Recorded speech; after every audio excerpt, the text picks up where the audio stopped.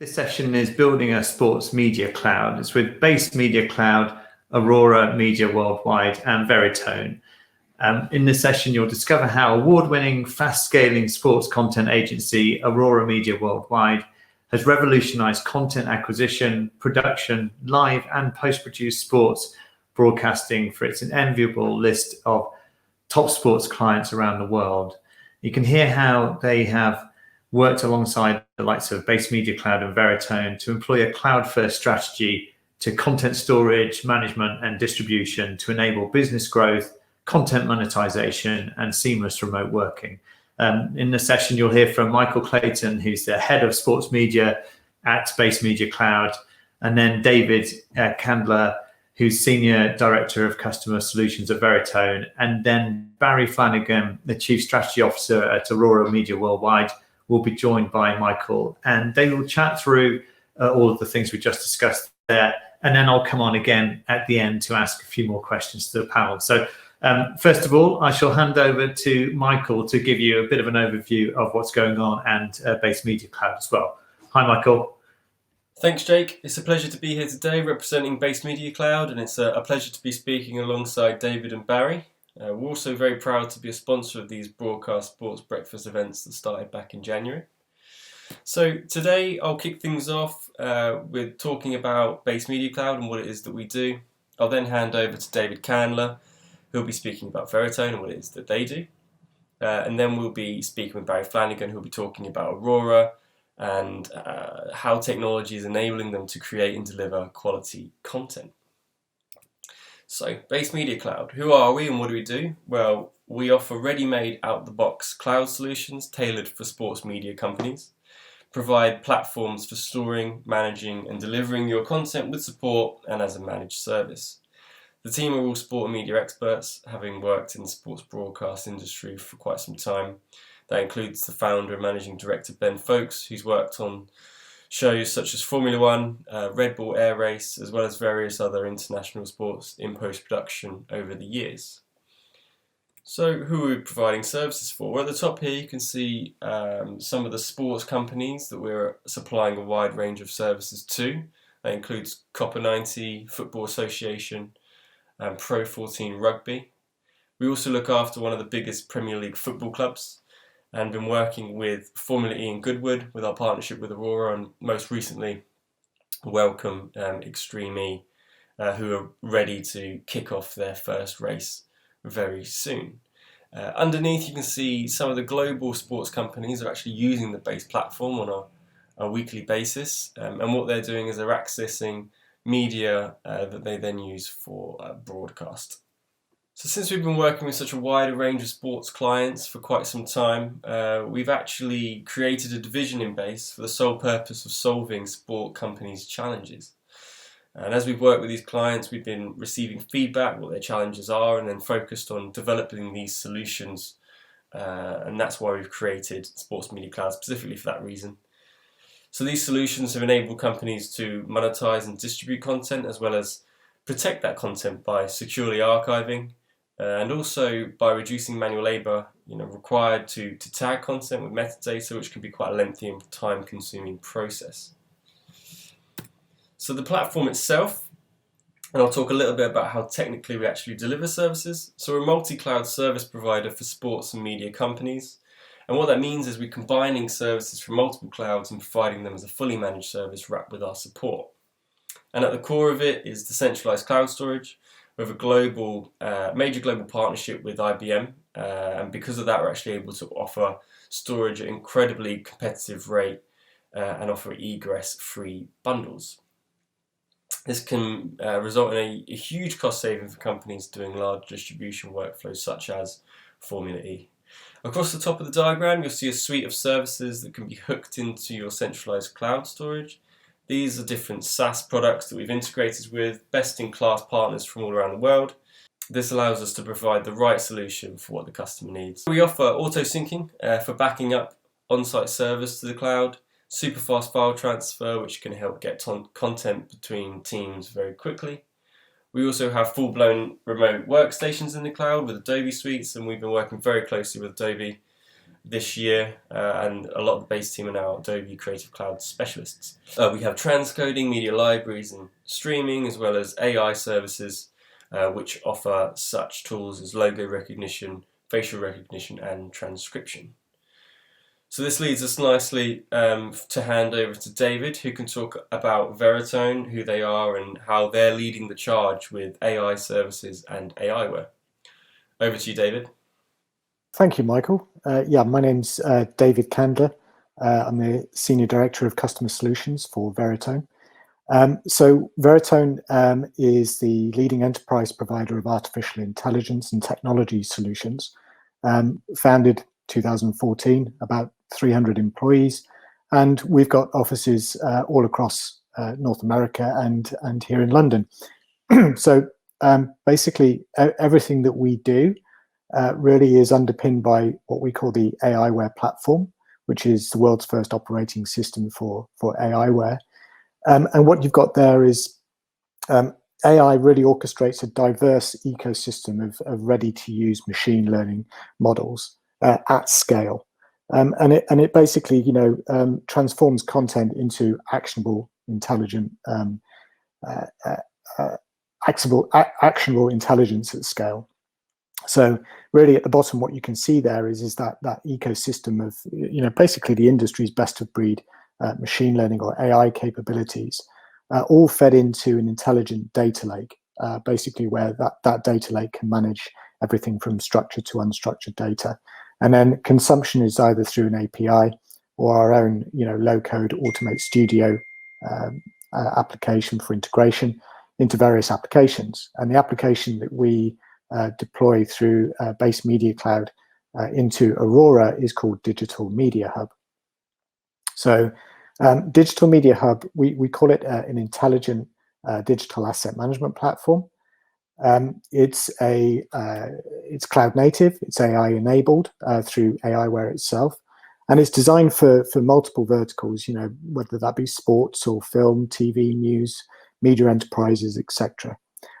It's custom branded, so basically, if you're a sports federation and you want to present your content globally to all of your stakeholders, whether they be production partners, broadcasters, sponsors, teams, etc., you have the capability of branding your platform, and it allows immediate access to search, manage, share, and actually monetize the media. So through various methods, we can monetize. So cloud native architecture, AI enabled, which enables hyper index media for fast search and retrieval, and then basically content fulfillment globally.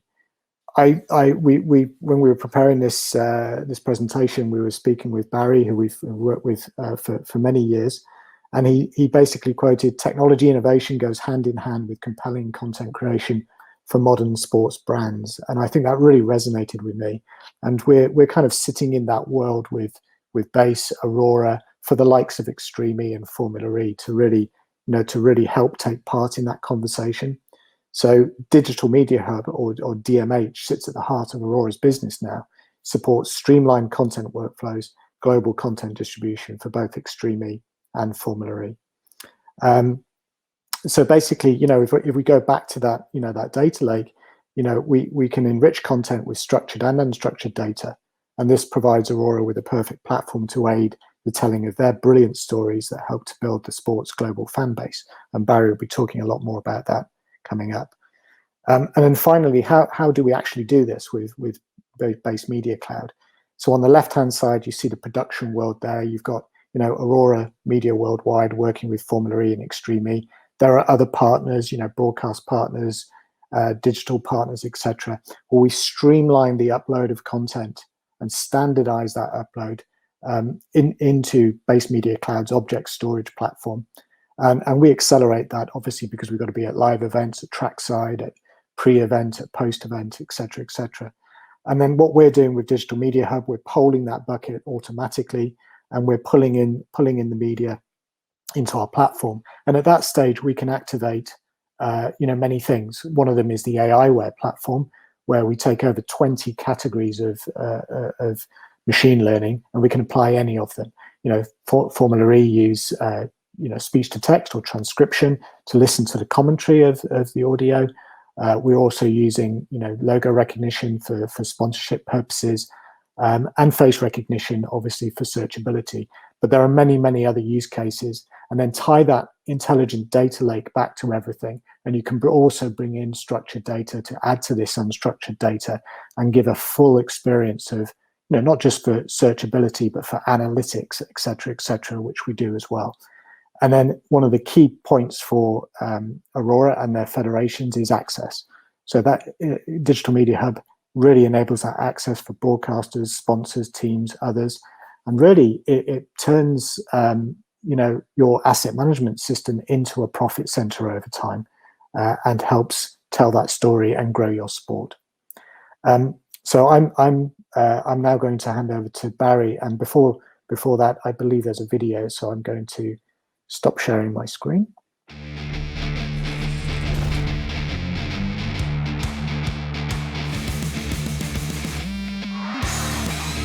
They make contact.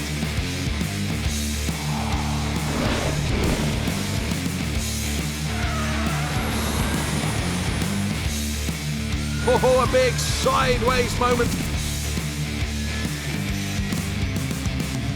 He comes again. Hello and welcome to Goodwood. Wow.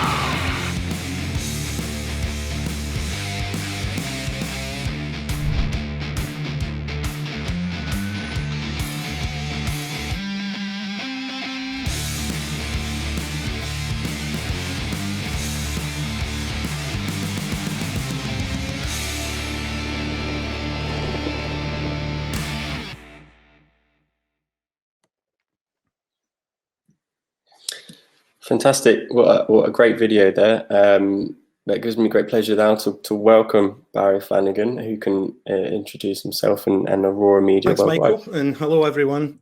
So as you saw in the reel, we are one of the world's leading broadcast media and content agencies. So we specialize in developing, producing, and distributing original content and programming. We've got a particular focus on live production around global premium sports events. And we work with three main areas of the sports industry. So first of all, as you saw in the reel, we work with leading rights holders such as Formula E, Extreme E, Goodwood, Super League Triathlon, 6-day cycling. Secondly, we work with brands that are looking to activate around sports properties. So whether it's through sponsorship or other activities. So we create content for the likes of Porsche, Bosch, Nissan, TAG. And then thirdly, we work with broadcasters and streaming platforms, both to help distribute the content that we're creating for our rights holders, but also on original content commissions and original programming for broadcaster and streaming platforms. We have been around for since 2012. We've made content in more than 40 countries and counting. And we've been lucky enough, as you can see in this slide, to win some lovely industry awards, which is always nice. So Barry, what are some of the trends you're seeing in the sports media industry, and how does that impact your approach to creating content? I think it's probably an understatement to say that the sports industry is going through a period of great change, especially given the year that we've all just had with the pandemic, and indeed we're still having. And I think what's happened in the last year, it's really accelerated a lot of the technology disruption and trends that were evident before the pandemic. And if you think about it, we've kind of experienced successive waves over the last 15 years of technology disruption in sports, from broadband internet to the rise of social media, proliferation of smartphones, smart TV, connected TV, on-demand streaming. And what that has resulted in is an audience today that is very much a multi-platform audience, and that shift away from linear TV is now happening and accelerating across all demographics, not just younger demographics. So you have an audience that is consuming sports content on more platforms than ever before, and not tied to linear schedules in a way that they would have been in the past. And that has profound implications for the way that sports organizations need to think about how and where they place the content that they're creating. and of course, technology disruption doesn't stand still, and we're now entering a world of immersive AR and VR and a lot of elements from the world of gaming that are integrated with sport, and that's here today. You can buy a virtual NBA Game Pass, for example, that puts you courtside on the Oculus Quest platform today. So great disruption and evolution. But if you go to the next slide, I think it's also useful alongside thinking about the technology, just to take a step back and think about what are the evolving patterns in fan behaviour. Because after all, everybody involved in sports is in the business of building and creating fans. And I think particularly it's interesting to look at what's the role of content in turning somebody from a passive viewer of a sport into an engaged fan of the sport.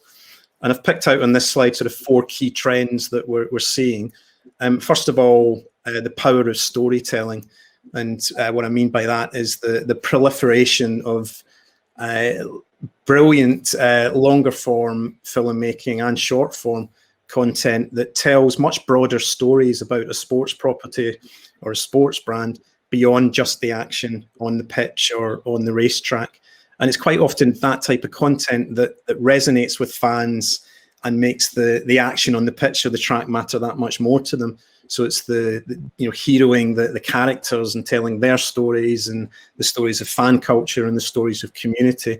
And so we've seen brilliant documentary filmmaking like The Last Dance, huge success, 24 million viewers in the first month alone in Netflix, and it's become the most watched documentary on ESPN.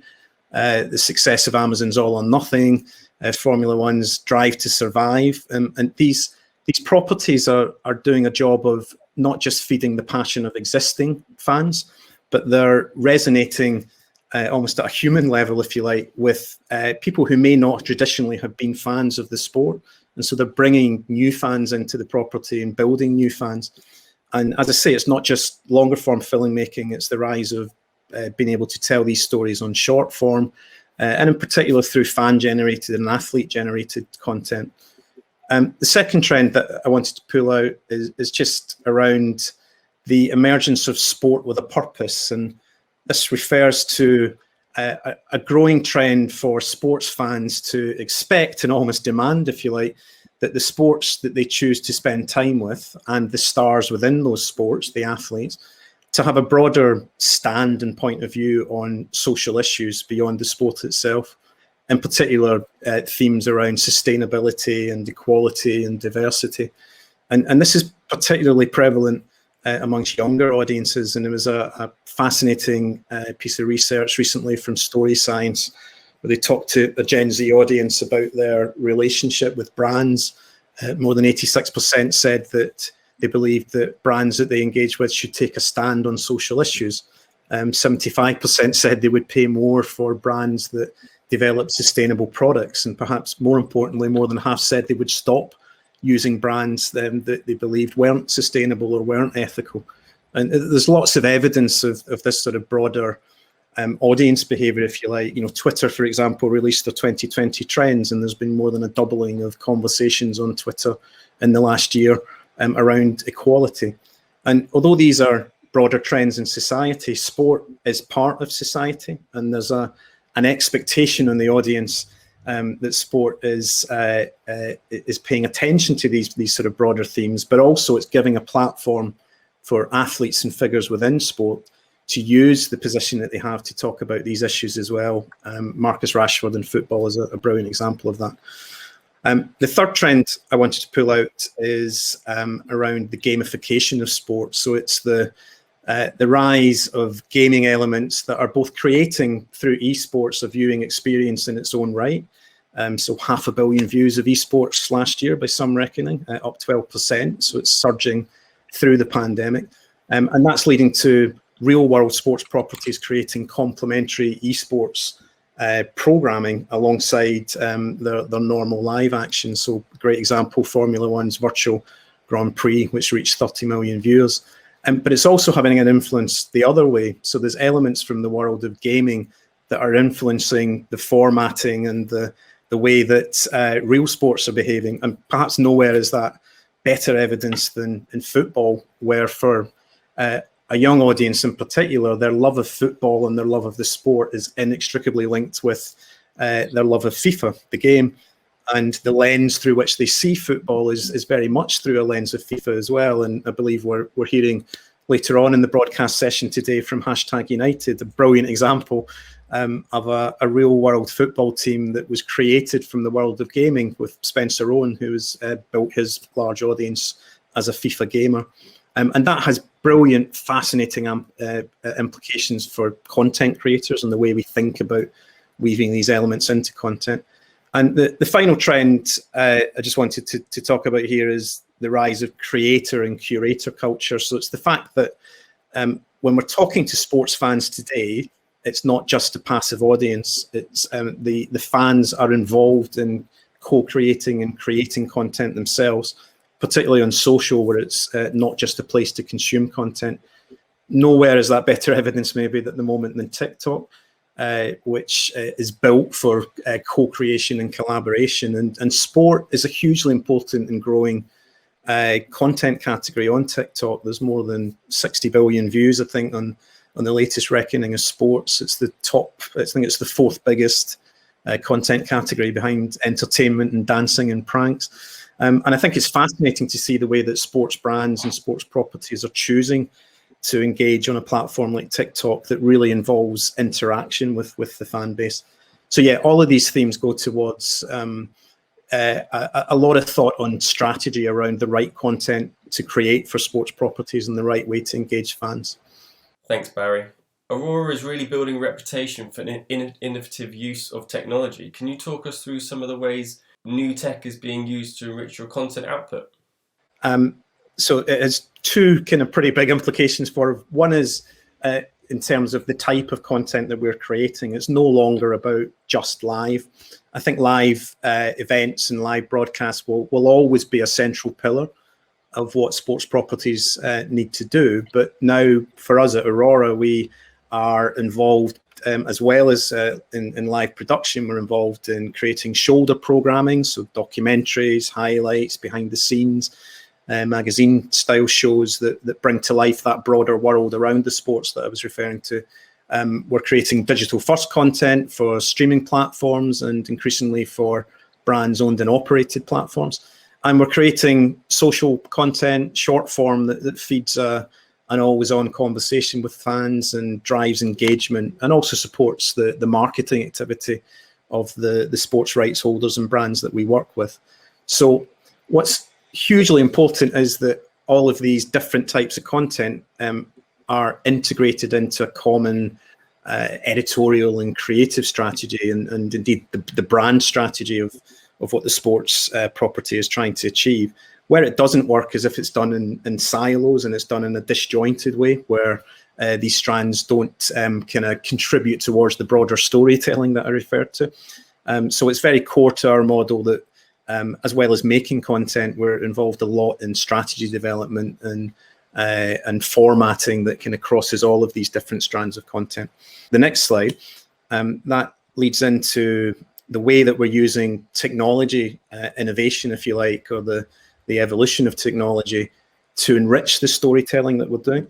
And we really have developed a sort of mixed media approach, if you like, that has moved us from a world of just coverage, just showing the sport, into a world where we're essentially creating products. We're creating new formats that bring to life a sport. And as you can see in this slide, top left, that can include things like innovation in camera technology that gets the fans at home closer to the action than ever before. Bottom left, it includes things like the smart use of data, as David was referring to, and the way that we use data feeds combined with graphics effects and overlays to bring to life the action that the viewer is seeing. And it also, really interesting on the right-hand side of this diagram is the way that we're using VR and AR to create hybrid sporting action. And as I mentioned earlier, a lot of the techniques from the world of gaming and how that's coming into sporting action. A brilliant example in the top right there is our new partner, Super League Triathlon, that we announced last week, I think it was. We are their broadcast partner for their championship series, plus their their arena games, starting with the London Arena Games this weekend at the London Olympic Park. And that's a brilliant blend of real world racing and top triathletes with virtual world racing through their partnership with Zwift, and a brilliant opportunity to kind of create very rich storytelling that crosses the real world and the virtual world. And can you tell us a little bit more about how you're actually putting this into practice with clients, starting with Formula E? It's been a privilege to be for Aurora to be host broadcaster partner of Formula E since its inception back in 2014, and we've entered the seventh season with the race in Diriyah a few weeks ago. And for us, this is we create the host broadcast, which goes out live to more than 150 countries around the world. But we also create shoulder programming and broader storytelling. We create digital and social first content, and we also create content for the teams and partners involved in the series that helps tell their stories and bring to life their involvement in the sport.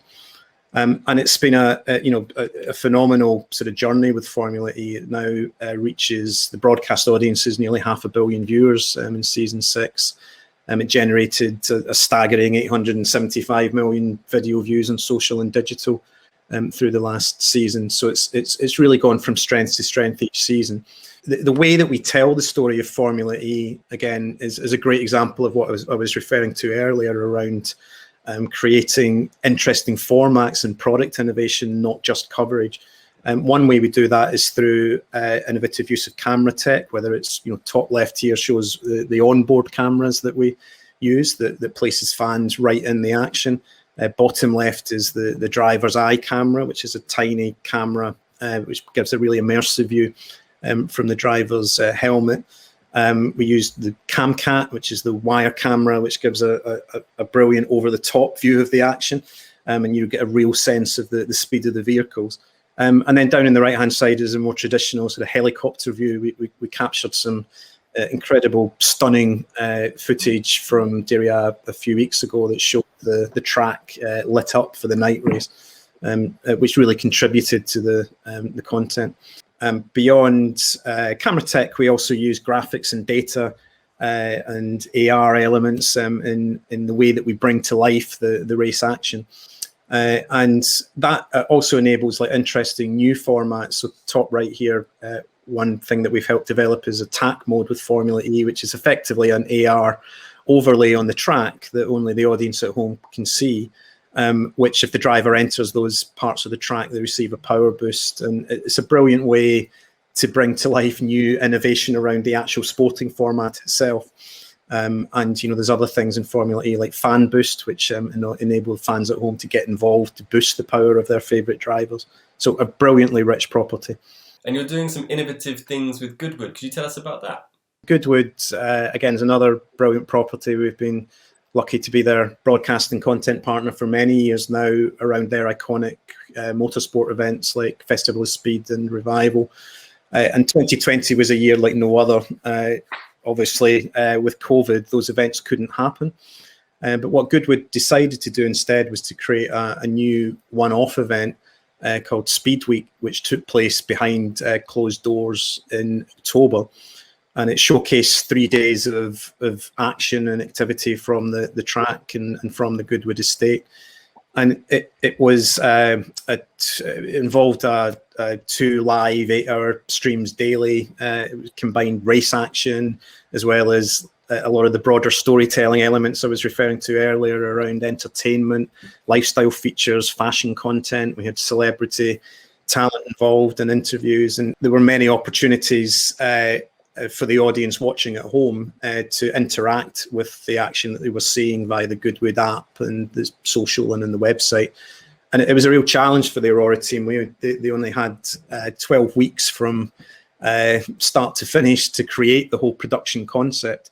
And so we had to think outside the box and really reimagine what a motorsport event was all about. And in effect, they transformed the circuit into what resembled a film set in many ways, and introduced really innovative concepts like live drone race coverage, which showed the action in a way that had never been seen before.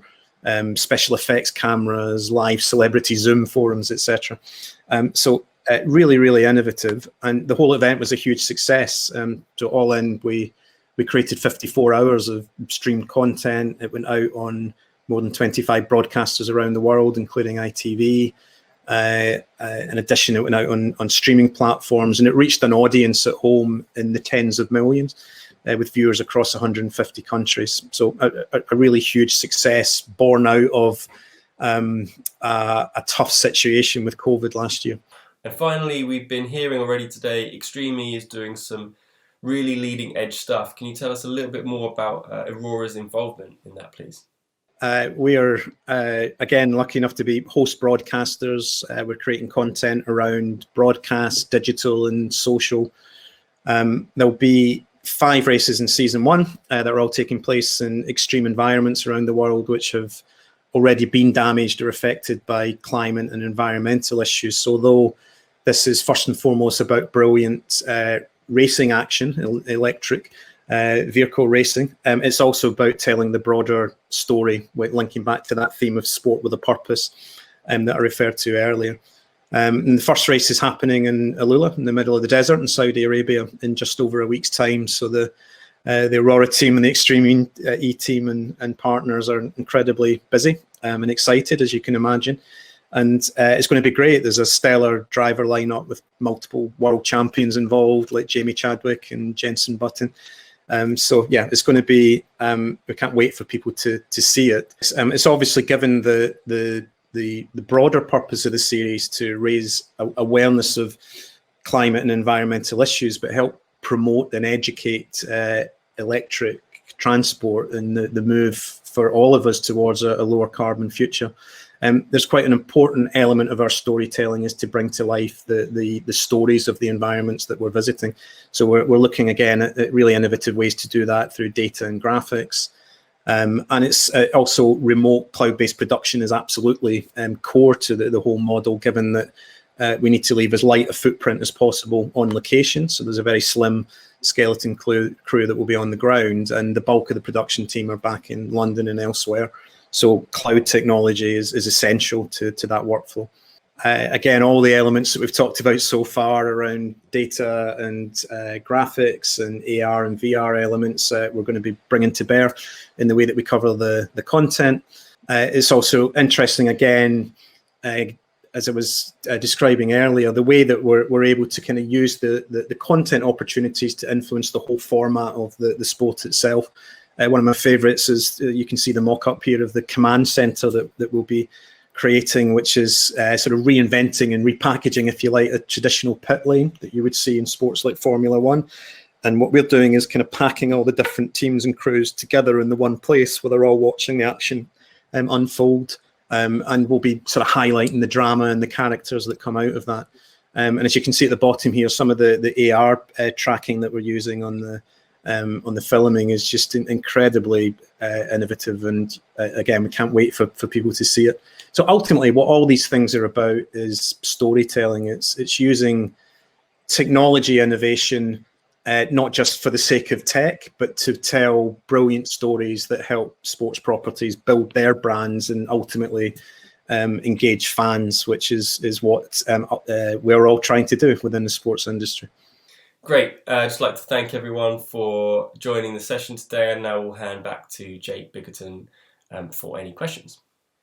Hello. All right. Great stuff. Really nice to hear all that really innovative work in there, Barry, as well. And totally agree with what you were saying about Extreme E. We've actually, hot off the press, or cold off the press, it's a new issue of Broadcast Sport, and we've got a 6-page feature on Extreme E and all the innovations that you guys have been brilliant as well. So yeah, quick plug for that. With the stuff that you're doing, Barry, could you talk a little bit about how you're working with the Veritone Digital Media Hub to help enable a lot of this kind of cloud-first way of working? I mean, especially with these kind of innovative sports and the type of content you're doing. Yeah, absolutely. And I'll say a little bit, and then I'll hand over to David and Michael, because they'll be better able to talk about the workflows that we've put in place. But for us, like being in the clouds is not just a nice to have; it's absolutely essential to some of these properties like Extreme E.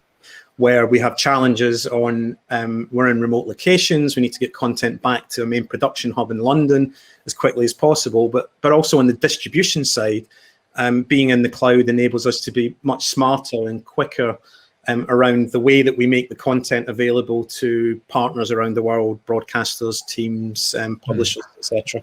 And some of the AI elements in particular that David was referring to that allow us to go beyond what human editors would be able to do in a very, very quick fashion, again, is absolutely crucial to the whole property. So David and Michael, maybe you want to say a bit more about what we've put in place together.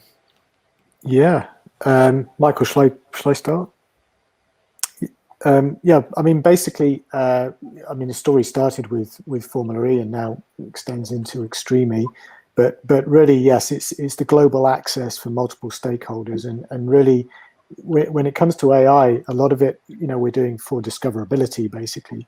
So a good example is, if you're connected to global broadcasters and you need to get content, well, you can pre-produce content for them, or you can apply AI so they can find the bits that they need very quickly. And that's not just one engine; it could be multiple engines bringing you to a single point in a piece of video.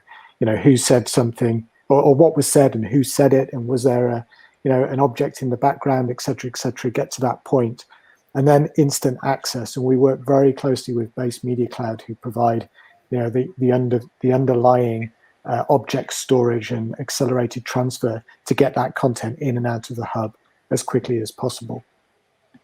Michael. Yeah, I mean, I'll just add, I think it was important when we deployed these solutions that we deployed the right tools, especially also just for the users, so that the experience was as simple and easy as possible to get the content in and to be able to distribute it and have that scalable system so that you could distribute to hundreds of broadcasters at the same time. So deploying the tools and having them be able to be picked up easily by the users and by the broadcasters is also an essential part of the workflow, I think. I think with everything that Barry talked about earlier, with the fact that it's not just about kind of broadcasting live sports these days, there's docs, magazine shows, or digital first content, social, smart use of data, the gamification to bring in AR and VR, and all these kind of massive amount of stuff that you've got to think about and be really innovating around. Barry, how do you kind of measure success these days from a kind of production point of view? Is it about numbers of viewers? Is it about engagement? Or that's a brilliant question, and I think the old world, as you say, Jake, would have been you make the show, you produce the coverage, it goes out on TV, and then at some point you'll find out a viewership figure, and and that happy days, job done. We're absolutely no longer in that world at all. And going back to that theme that I talked about, what are we all trying to do? We're trying to build fans and build fan engagement. And that means, in terms of how we measure that, you need to go beyond just simply viewership figures and look for data and evidence that what we're doing is driving that engagement. So in other words, metrics that show you that people actually care about the content that they're watching. So particularly on digital and social, that's what's so brilliant about that environment, is the metrics available that enable us to look in detail at those elements. So for example, on YouTube, a metric of watch time is absolutely more important than headline views, because watch time is a measure of how long somebody is spending with your brand or property. Likewise, across social measurements around engagement, are people interacting with the content? Are people sharing the content? Are real important indicators beyond just simply headline views, that people, that you're creating fans, that you're building fans. And then you referenced there, Jake, first party data, and that's hugely important for sports brands to not just be capturing or having data on fans that consists maybe of an email address or something. It's more building up a rich picture of who their fans are through proprietary data that enables sports brands to move into new areas where they can either transact or connect directly with fans. But that's brilliant for people like us as storytellers, because that can influence the way we build the content. So the link between the data that is collected, as David was referring to earlier, and the smart way that we use that data that goes back into content creation, that's absolutely core to the model. It's like the art and the science, if you like, combined. Yeah, very different world, isn't it, to before? Yeah, absolutely. I'm very conscious of time. We haven't got very long left at all. In fact, we're probably overrunning. But there is a question which I think is probably directed at Veritone and Base, which is, straightforward question. Do you welcome engaging with smaller sports organisations and production companies, or is it all kind of at the sort of scale we've been talking about in this session? That is a really good question, and absolutely yes, 100%. And the reason being is that part of the role of Digital Media Hub for any sports federation is ultimately to monetize, but it's also to grow the sports name in the audience, basically. And you do that by basically either connecting the content to the teams, the sponsors, the drivers, the fans, the audience, etc., etc. But we're in the production environment, but we're also there generally just to grow sports as well. So we deal with very small federations, startup federations, right through to the long-established mainstream federations. Thank you very much, Barry, and thank you to David and everyone else that's been watching. If you'd like to hear any more about Base Media Cloud, Veritone or Aurora, you can visit our websites or get in touch with any of us here.